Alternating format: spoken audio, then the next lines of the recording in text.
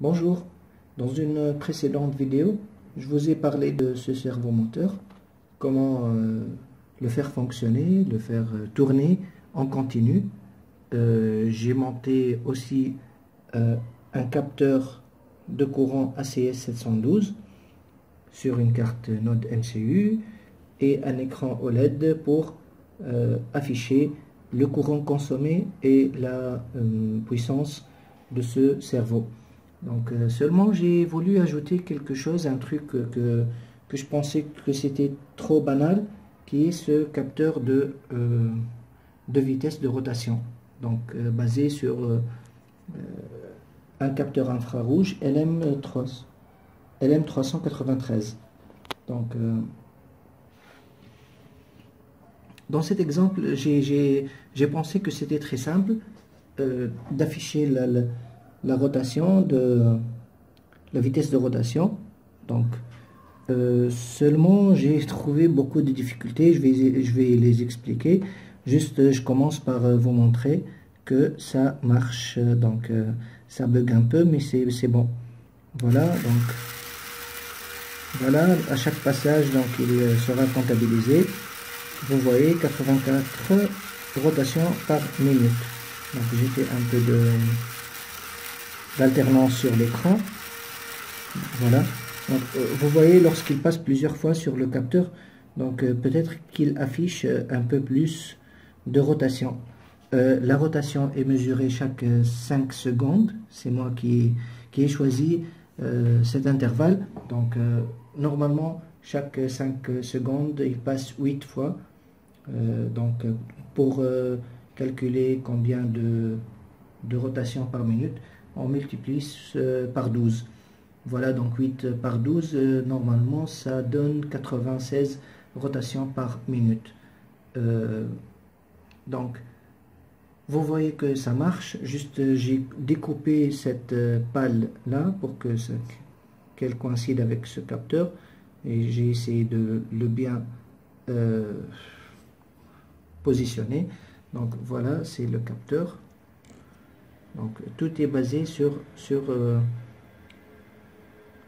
voilà, sur cette fente là où il y a un capteur, une émission d'une onde et sa réception de l'autre côté. Donc notre pale doit passer obligatoirement par cette fente. Voilà. S'il y a deux pales, donc ils vont pour une tournée, pour une rotation, ils vont passer 2 fois. Donc il faut les mettre dans les calculs, il faut les considérer. Voilà. Donc juste je vous montre où est le problème. Autre chose, ce servo est collé ici sur la table parce que il va se déplacer, il va me gêner dans les calculs. Voilà, donc je passe au code sur Arduino. Donc voilà.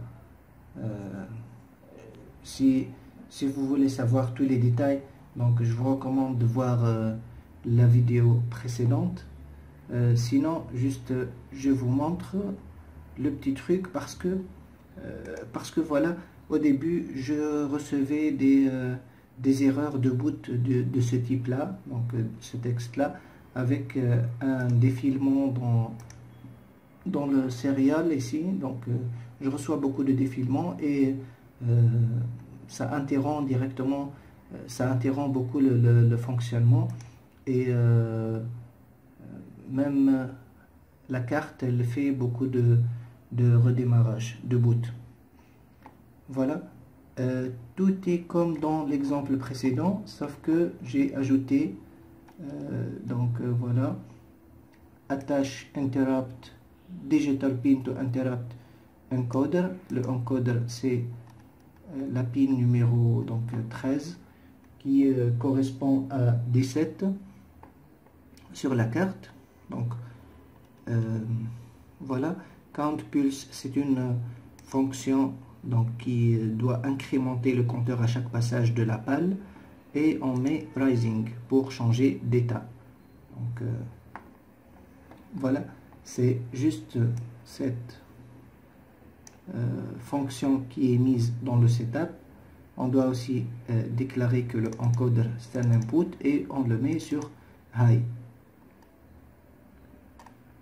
Voilà, on l'a déclaré dans la pin 13 qui est la D7.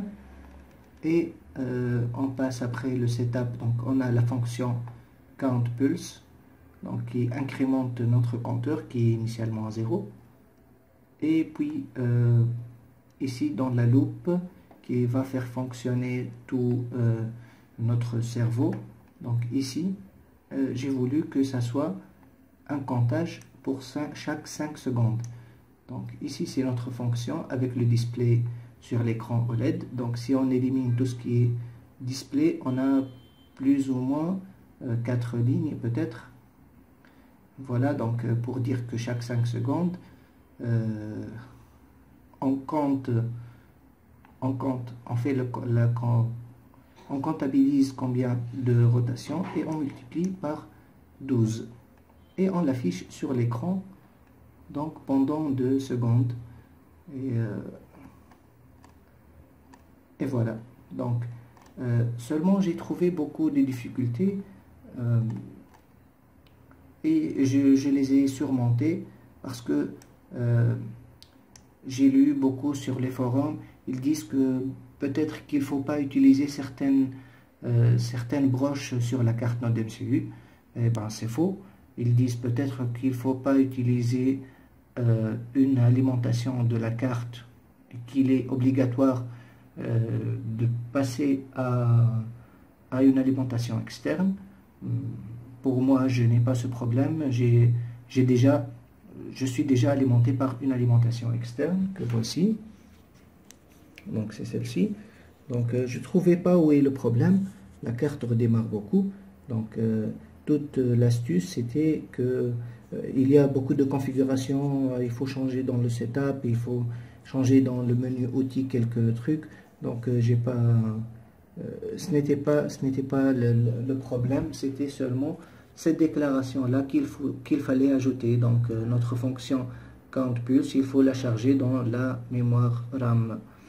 C'est tout ce qu'il fallait faire. Voilà, donc comme vous voyez ça marche bien. Donc je vous montre encore une fois, bien que j'ai démonté donc le capteur. Je vais essayer de le remettre.